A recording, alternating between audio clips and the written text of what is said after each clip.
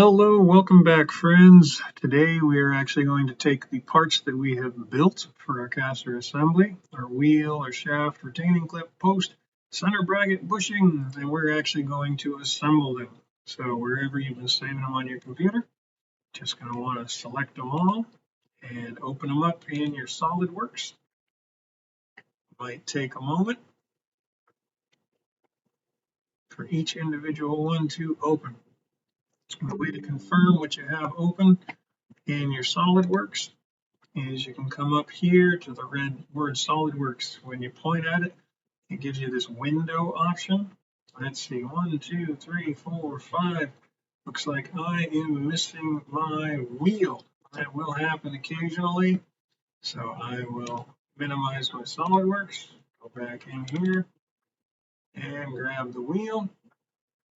Now I will come up here, confirm in my window. Yep, now I got all 6 of them. Real quick and easy way to double check that you got everything that you wanted to have before we start assembling. Okay, so I've got them all open. I'm going to come up here, I'm going to say new, and this time I'm going to say assembly. Click OK. And since I had all 6 open, all 6 of them just naturally show up right here. First thing I want to do is this little pin icon here. I'm going to pin this menu down. Otherwise, if I say I dragged my bushing out in here into the screen, this would go away and I'd have to go back and reopen all of them and say to do an assembly. Easiest thing to do, pin it in place while we're using it. So the first one I'm going to drag out onto the screen is the center bracket, because the first one is naturally going to be held in space. The computer is going to want to pin it in one location. So we are going to drag our center bracket out, and then we will put all of the parts onto the bracket. So I just drag it into the middle of the screen. When I let go, click. There we go. I got her out there. So next, I'm just going to work my way down the list, grab the bushing, bring it out, just sort of place it near where I want it. I come up here and select, there we go, so I can actually see them. So now next will be the post. It's going to be up on the top. Next will be our retaining clip. And I'm just sort of putting them in the general area that they're going to end up when they go in place. And the shaft. And then finally, the wheel itself. It doesn't have to be anything exact. Now that I'm done with this screen, I've got one of each part. And then I can just click my green and it all goes away. Okay. So how do we turn all these individual bits and pieces into an assembly? Well, we come up here into our mate screen, and this will allow us to bring things together. So first things first, I'm going to start off by mating this post to this bracket. I'm going to do that here. I'll zoom in, make it a little easier to see. I'm going to highlight this hole, and then I will choose the bottom of the post, circular edge. And now the computer makes a guess. It is guessing that I want it concentric. You can see it highlighted over here and also in this little menu here. And that is a good guess. I'm just going to click the green tick mark and say, yeah, I want those concentric. Only problem being, just because they're concentric doesn't mean, see, this counts as concentric, that counts as concentric, all these count as concentric. It just means that the hole and that bottom edge line up with each other. So now I have to orient how high up or how far down do I want this. To do that, I'm going to select this bottom edge here, that surface,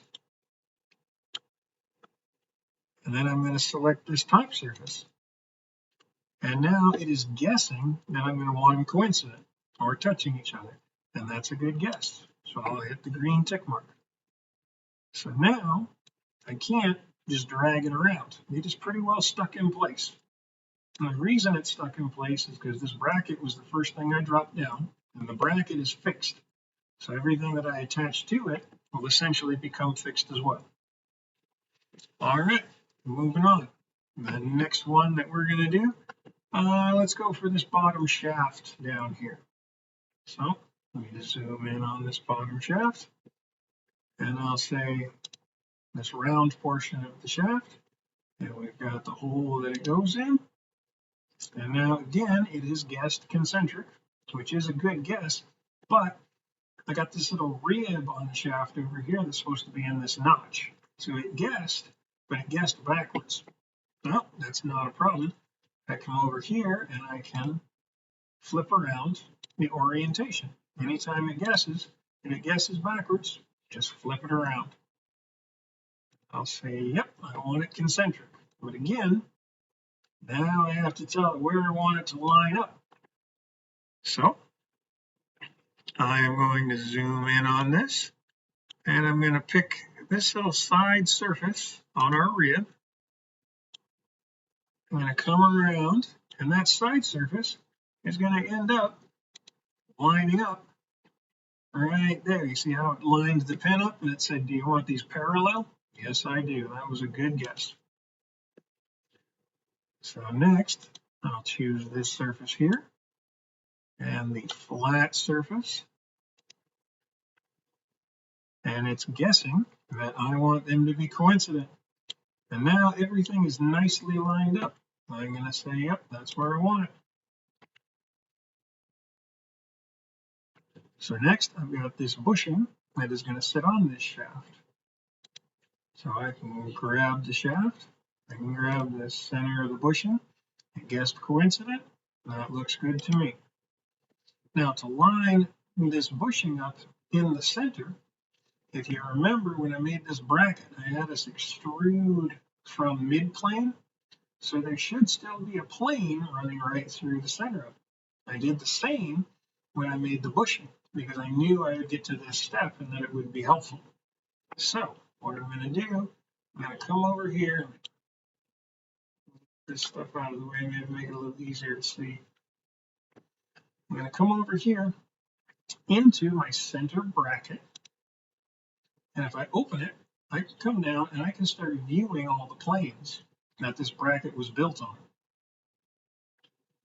If I turn it, you get a better look. So that front plane slices straight through it. So I want to merge the front plane from my center bracket. So I'll close down the bracket. I open up my bushing and I scroll through the different planes. Oh, there we go.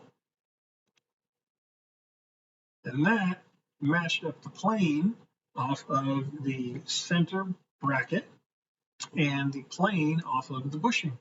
Locked them in place just where I want them. So I will say, yes, that is what I want. So next, I'm basically just going to do the exact same thing with the wheel. Choose the center hole of the wheel, choose the bushing itself, and I'm going to say I want these coincident. It actually guessed wrong on me there, so I had to correct it. Concentric. I want them concentric. Excellent. Now you can see I'm kind of floating in space here, so I have to assign it a value. And I'm going to find my wheel. I'm going to look at my different planes till I find one that looks right. Hey, there we go. That right plane slices right through the wheel. So I am going to mate that right plane on the wheel with, all right, let's open up the center bracket and let's go through these planes. Oh, that front plane looks perfect.